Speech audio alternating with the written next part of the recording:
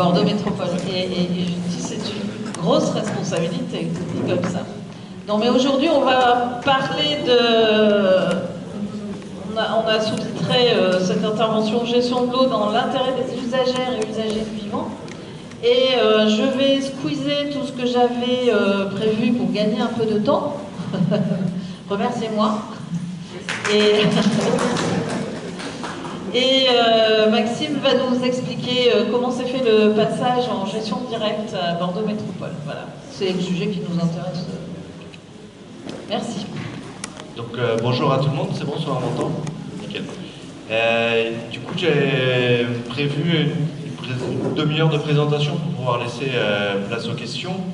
Je vais parler d'où je parle et vous expliquer comment je suis arrivé à ce poste d'élu, pourquoi un passage en régie, le déroulé qui est en cours encore aujourd'hui, les résistances qui sont apparues au fur et à mesure de l'avancée de ce sujet, ensuite les avantages et la vision nationale sur cette thématique, et un dernier point sur la reconnaissance juridique du fleuve Garonne, qui est un autre sujet que je porte. Et donc du coup, pour commencer, donc, je suis un professionnel de l'eau depuis l'âge de 16 ans, j'ai fait des études sur cette thématique. Ensuite, j'ai travaillé 9 ans chez Lyonnaise des Eaux, du temps où elle s'appelait encore comme ça. Ensuite de ça, j'ai professionnalisé une association pour l'accès aux personnes en difficulté à la thématique de l'eau. Et donc du coup, on a porté avec l'association Dynamo, qui existe encore aujourd'hui, de l'eau aux personnes en difficulté au Maroc et au Togo dans des écoles rurales. Et au moment de la professionnalisation de l'association, on s'est aperçu qu'on pouvait apporter nos compétences en local dans les squats et bidonvilles de la métropole. Et du coup, on a fait un partenariat avec Médecins du Monde, parce que nous, on était des techniciens de l'eau, mais pas du tout des acteurs sociaux. Et donc, du coup, on a créé un partenariat avec Médecins du Monde, et on s'est assez vite aperçu que ce n'était pas un problème financier, ni un problème technique, c'était un problème politique. Parce que les élus de l'Assemblée de Bordeaux Métropole, dirigés par M. Juppé, refusaient de mettre de l'eau à des gens. Et donc assez vite, je me suis aperçu que je suis allé voir ce que c'était qu'une assemblée de Bordeaux Métropole, et je vous invite vraiment à aller voir votre conseil municipal, votre conseil communautaire, voir ce qui s'y passe et ce qui s'y dit jusqu'au bout, savoir si c'est des choses qui sont très intéressantes. Et donc du coup, assez vite, je me suis dit, mais plutôt que de critiquer les élus, je vais les remplacer. Et donc Juppé était encore là. Je me suis dit, on va gagner face à Juppé, on a pris pour un fou. Et du coup, je me suis impliqué dans les municipales de Bordeaux avec la ferme intention de gagner. Et donc, petit à petit, le chemin, le cours de... Parce que Bordeaux, on a des cours, on n'a pas des boulevards, on a des cours. Le cours s'est dégagé, et j'étais plus prêt à être dans l'opposition, parce que j'étais quand même assez lucide que les chances de gagner étaient fines. Et le début du mandat a été vraiment très compliqué, parce qu'on était encore en Covid, donc on ne pouvait pas se rencontrer, on ne pouvait pas organiser d'événements. Et donc du coup, les 2 premières années ont été vraiment complexes. Mais pour autant, on a réussi à faire des choses incroyables, qui est comme celle de passer à une régie publique de l'eau. Au bout de 6 mois, on a passé Sylvie Cassou-Scott, qui est la vice-présidente en charge de l'eau à Bordeaux Métropole, a passé une délibération qui a été votée avec le soutien la Bordeaux Métropole, c'est 30% Parti Socialiste, 30% droite, et je mets les 4 macronistes dans ces 30%-là, et 30% écolo, et c'est des masses, hein, après on peut rentrer dans les détails, mais... Et donc du coup, cette délibération du passage en régie est passée avec les socialistes et les écolos, la droite s'étant abstenue. Et donc du coup, pourquoi on est passé à ce sujet d'un passage en régie publique de l'eau potable? C'est premièrement pour éviter de perdre 3, 4%, 5% maximum en général des bénéfices des majors de l'eau tels que Suez, Veolia, SOR et tous ses frères et sœurs sont reversés aux actionnaires. Et du coup, quand on dit l'eau paye l'eau, pour moi, c'est pas un investissement, enfin le bénéfice d'une entreprise, surtout sur un bien commun ou un commun, doit revenir à l'eau en fait. Et du coup, pour moi, c'est assez fondamental de pouvoir travailler sur ce sujet.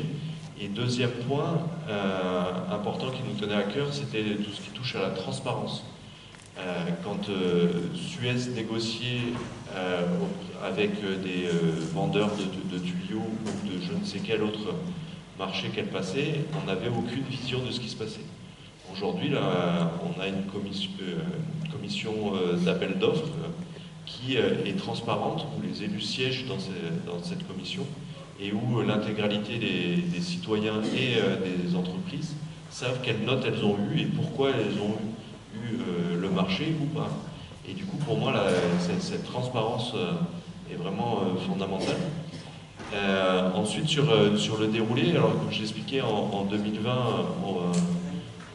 on a passé cette délibération fin 2020, 6 mois après les élections.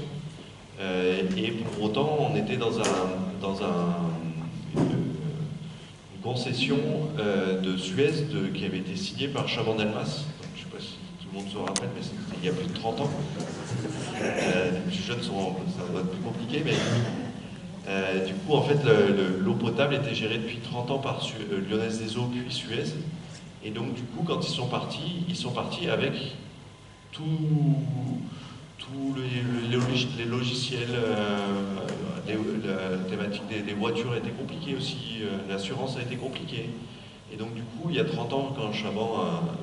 Chaban avait signé cette DSP, il n'avait pas mis une ligne sur les logiciels créés par Bordeaux resteront à Bordeaux. Et donc, du coup, on a eu de grosses difficultés au début du mandat pour pouvoir demander à la direction des finances publiques un marché spécifique pour pouvoir poursuivre et avoir un marché unique avec Suez pour pouvoir poursuivre le maintien des installations et le fonctionnement du système d'information avec les logiciels Suez. Aujourd'hui, on est sorti une partie des logiciels, parce que c'est à peu près 150 logiciels qui font tourner un service d'eau potable sur la métropole. Et donc, du coup, le directeur du système d'information dit que ça va être vraiment dur, parce qu'on a des tensions sur ces métiers de l'informatique. Et le fait que ce soit une régie publique et que ce soit un système qui repart de zéro, ça a attiré énormément de personnes et donc du coup on n'a pas eu de mal pour recruter. Mais pour autant c'est un budget monstrueux qu'on repaye des logiciels que les citoyens ont déjà payés.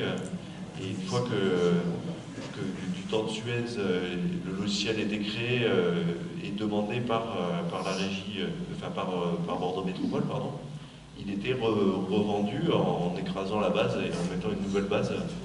Et du coup, c'est un des moyens que ces managers ont pour pouvoir faire de l'argent, entre guillemets, facilement.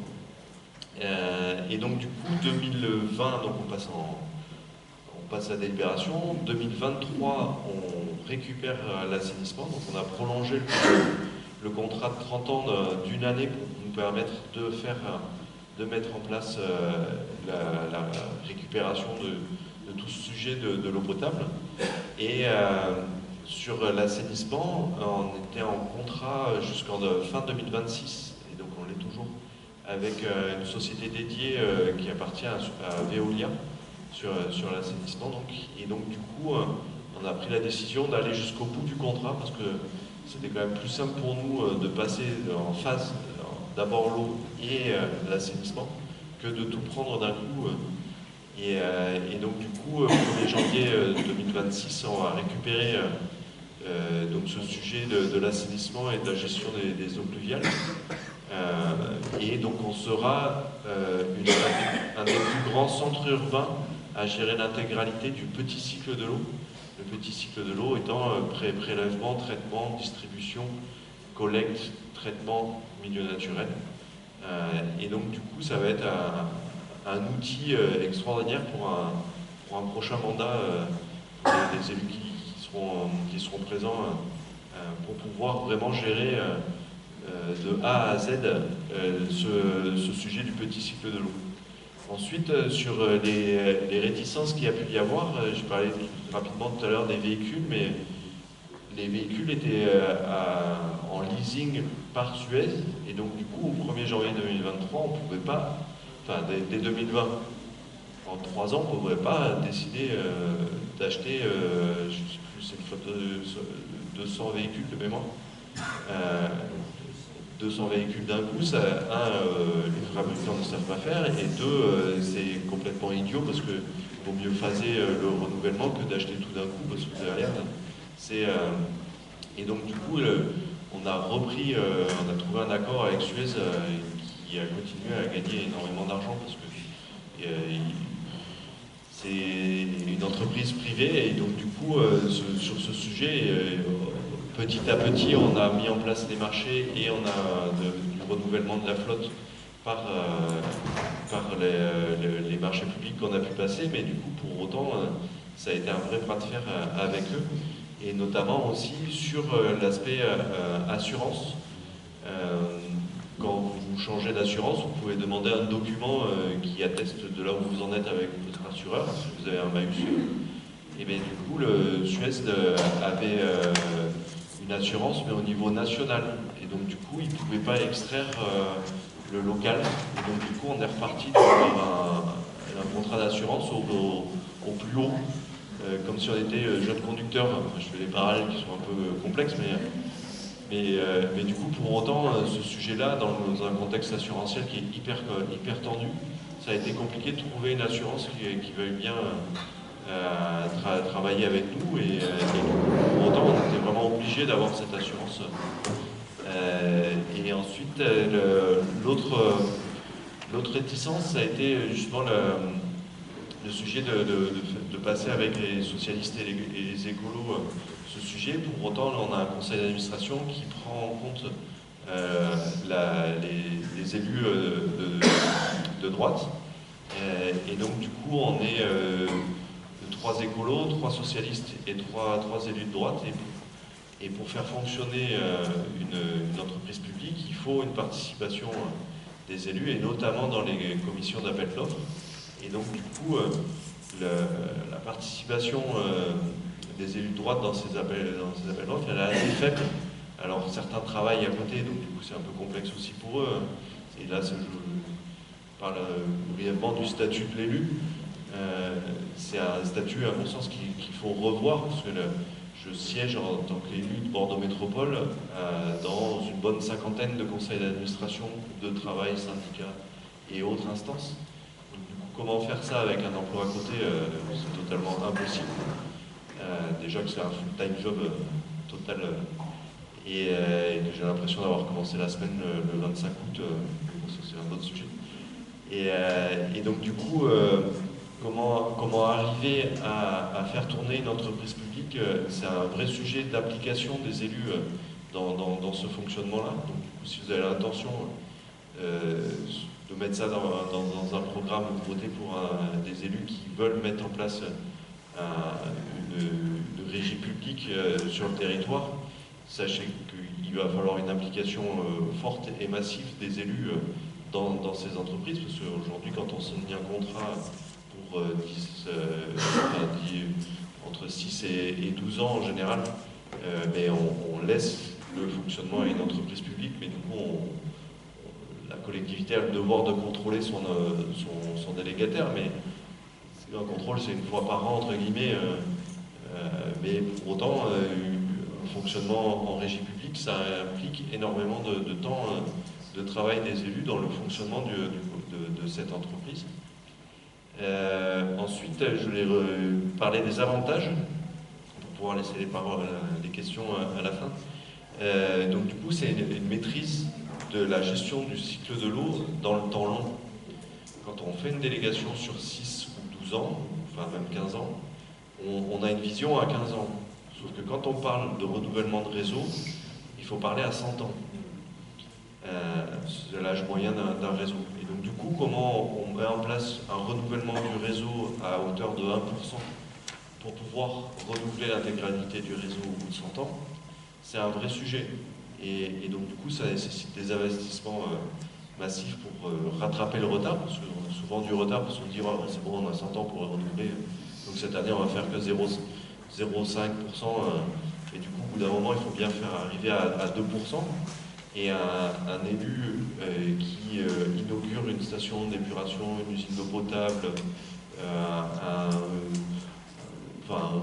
un bâtiment sur la thématique de l'eau, il a l'impression, et il a des articles dans le journal, comme quoi il a fait quelque chose. Un élu qui renouvelle du réseau, il a les commerçants sur le dos, il a les citoyens sur le dos, parce qu'il y a des déviations, parce qu'il y a des travaux, parce que ça fait du bruit. Et donc du coup, pour autant, les canalisations, il faut bien les renouveler un jour. Et donc du coup, comment arriver à trouver le juste équilibre dans cette vision du temps long avec une délégation de services publics, c'est une vraie complexité. Et ensuite, l'autre avantage des régies, c'est de pouvoir réagir de manière plus rapide qu'à une échéance du temps de la DSP. On avait un souci au début de la quand on a récupéré la régie d'eau en début 2023, c'est qu'on avait un taux de fuite visible sur les trottoirs et les rues qui était impressionnant. Et un temps de délai de réparation qui était bien supérieur à l'objectif qu'on avait fixé à la régie. Et donc du coup, on a pu réagir rapidement parce qu'on a la flexibilité du conseil d'administration pour dire que la priorité à l'heure actuelle, c'est de passer à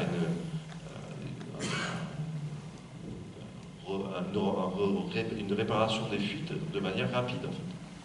Et donc du coup, on a vraiment eu la main pour pouvoir mettre en place ce sujet. On a travaillé sur un schéma directeur de l'eau à l'échelle 2040 pour voir comment seront alimentés les bordelais, parce qu'on a la chance de pouvoir accueillir 10 000 habitants de plus tous les ans sur Bordeaux Métropole, plus 10 000 de plus sur l'échelle du département. Donc du coup, c'est 20 000 nouveaux habitants qui comptent dans les nappes profondes en Gironde, parce qu'en Gironde, on a la chance d'avoir une eau qui est issue de la pluie du temps de l'homme de Cro-Magnon, en moyenne. Du coup, c'est une eau d'une qualité extraordinaire qui n'a pas vu toute la chimie moderne des, on va dire, 100 dernières années. Et donc, du coup, cette qualité d'eau, elle est il est important de la préserver parce que c'est une chance inouïe de ne pas avoir un traitement important pour pouvoir faire de l'eau potable.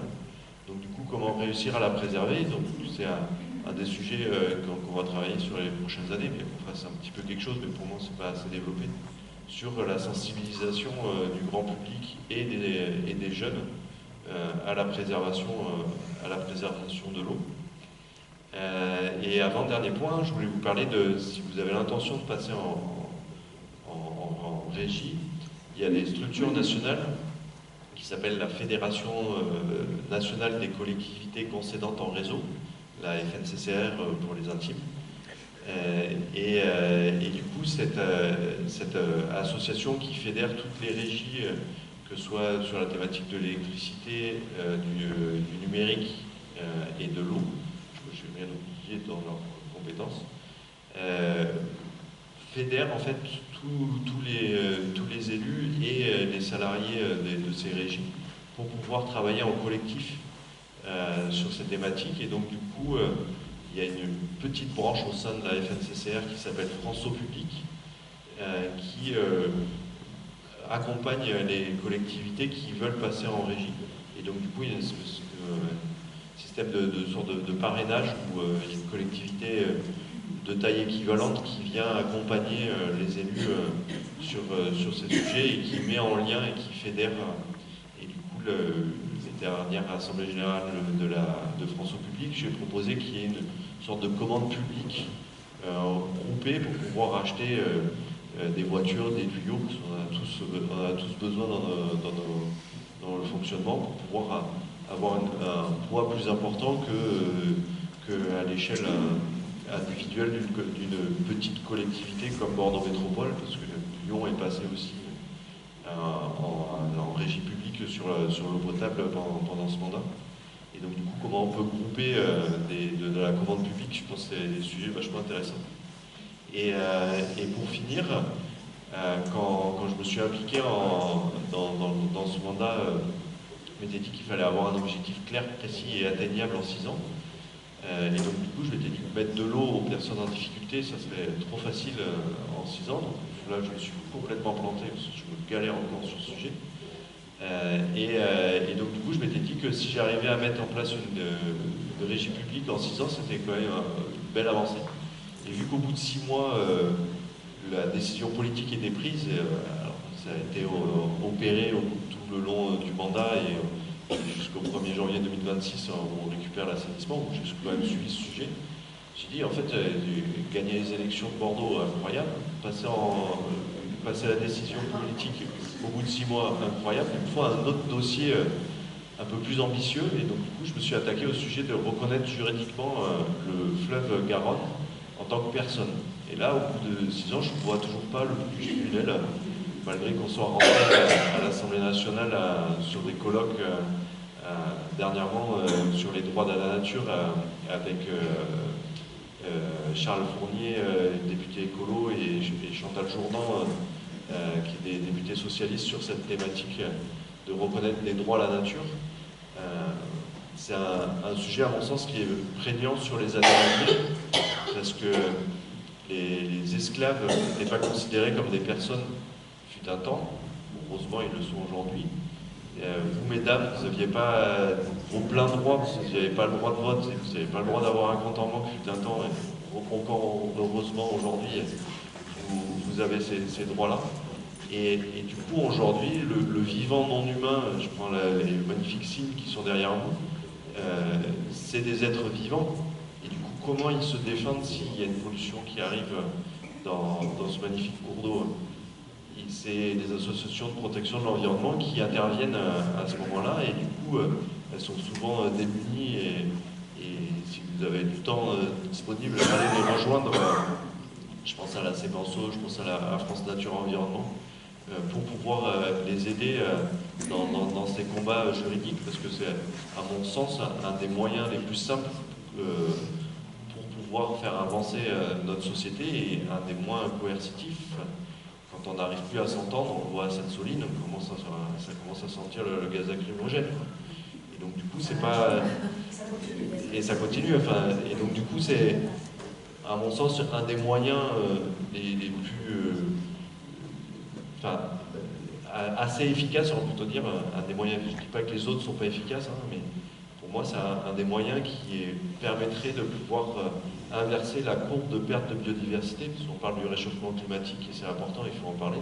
Mais quand on voit que dans l'estuaire de la Gironde, on a perdu 60% de biodiversité en 30 ans, comment on inverse cette courbe, quoi? Et c'est pareil sur les oiseaux, c'est pareil sur les insectes, c'est pareil sur les amphibiens. Et du coup, ça, c'est collectivement, il faut qu'on trouve une solution pour pouvoir inverser ces courbes de perte de biodiversité, pour pouvoir avoir un environnement plus sain et ne pas perdre tout ce vivant non humain. Et du coup, à mon sens, de lui reconnaître les droits, ça serait une avancée majeure. Ça se fait partout dans le monde à l'heure actuelle, en Nouvelle-Zélande, en Amérique du Sud, en Amérique du Nord, en Inde. Il y a vraiment plein d'expérimentations sur ce sujet, et je pense qu'aujourd'hui, nos parlementaires pourraient se saisir de cette thématique par une loi d'expérimentation. Désolé, je parle que de la Gironde, puisque c'est le coin de France que je connais mieux. Et du coup, on a 3 expérimentations. On a celle du Ciron, qui est la vallée qui permet de boire du sauterne, parce que c'est à cet endroit-là que les nappes d'eau chaude, fraîche du Ciron crée cette brume qui permet de créer de botrytis et qui permet de boire du sauterne. Et donc du coup, cette vallée est menacée aujourd'hui par le projet de LGV de Bordeaux à Toulouse. alors qu'il y a déjà une ligne existante et que pour 2 milliards, on rénove la nouvelle ligne. Et pour 14 milliards, on a une nouvelle ligne qui permet de gagner 14 minutes. Je fais un peu des raccourcis, mais on n'est pas loin de la vérité. Et après, l'autre expérimentation, elle est plus proche de vous, c'est la vallée de l'Isle, ou de l'Île. C'est un cours d'eau qui prend sa source dans le Limousin et qui se jette dans Dordogne au niveau de Libourne. Et du coup, le président de ce schéma d'aménagement de gestion de l'eau est impliqué sur cette thématique de reconnaître des droits à son cours d'eau. Et donc, du coup, il mène plein d'actions sur cette thématique. Et donc, du coup, si vous êtes intéressé par ce sujet, on peut en reparler. Parce que je peux développer pendant à peu près 1 heure sur cette thématique. J'en ai fini, je vais vous laisser la place aux questions.